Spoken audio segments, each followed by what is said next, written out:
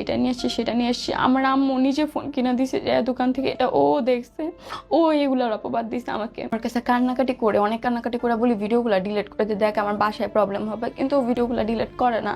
আহা, নারী কত অভিনয় করে রে, অভিনয়ের জন্য নারী সেরা রে। এই মাঙ্গের নাতনিকে না দেখলে কখনো বুঝতেই পারতেন না অভিনয় কত প্রকার উ কি কি।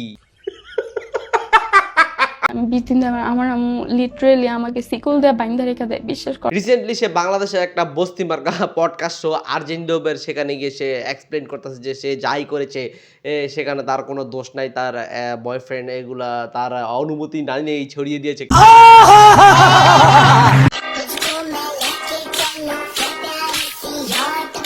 কিন্তু আমার প্রশ্ন হইতাছে ইনার বয়ফ্রেন্ড তো একটা না, ইনার বয়ফ্রেন্ড হইতাছে 12টা, মানে একে বলা যেতে পারে 12 ব্যাটারি।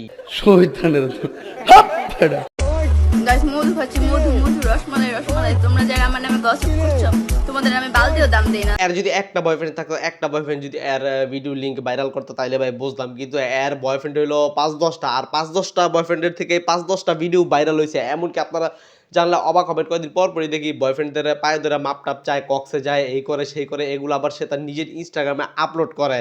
আর এখন সে আরজি রবের শো গিয়ে বলতেছে কান্নাকাটি করে, অনেক কান্নাকাটি করে বলি ভিডিওগুলো ডিলিট করে দিয়ে, দেখ আমার বাসায় প্রবলেম হবে, কিন্তু ও ভিডিওগুলো ডিলিট করে না। এই কাজটা করিস না, ভিডিওগুলো আপলোড করিস না। তারপর তার বয়ফ্রেন্ড ভিডিও আপলোড করে দিয়েছে।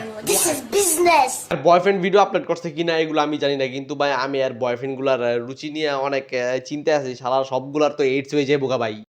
एकदम इन्होंने वक्त बदल दिया, जज्बात बदल दिए, जिंदगी बदल दी। এগুলো আই হাসতাছে কোনদিন কারো বয় কত কত জন ফাটালাম তুই খাস নাই, আমি তো খাই নাই। তোর বয়ফ্রেন্ডে টানটানি করবি আর কারো বয়ফ্রেন্ড না। সারা জীবন শুনছি মেয়েরা কখনো তার অন্য বান্ধবীর সুখ দেখতে পায় না, এই মেয়েটা হইতেছে তার জ্বলন্ত উদাহরণ।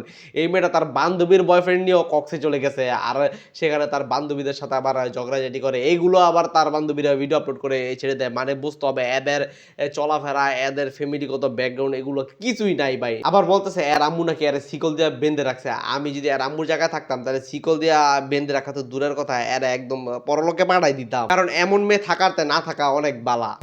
बुरा लगता है भाई, आप लोग भी जानते हो यार। আমি কষ্ট মিটাই দেই নাই। और कॉक्स कष्ट मिटाইছি বুঝছ না বিশেষ আচ্ছা ভালো হইছে কষ্ট যা কষ্ট মিটাইছি।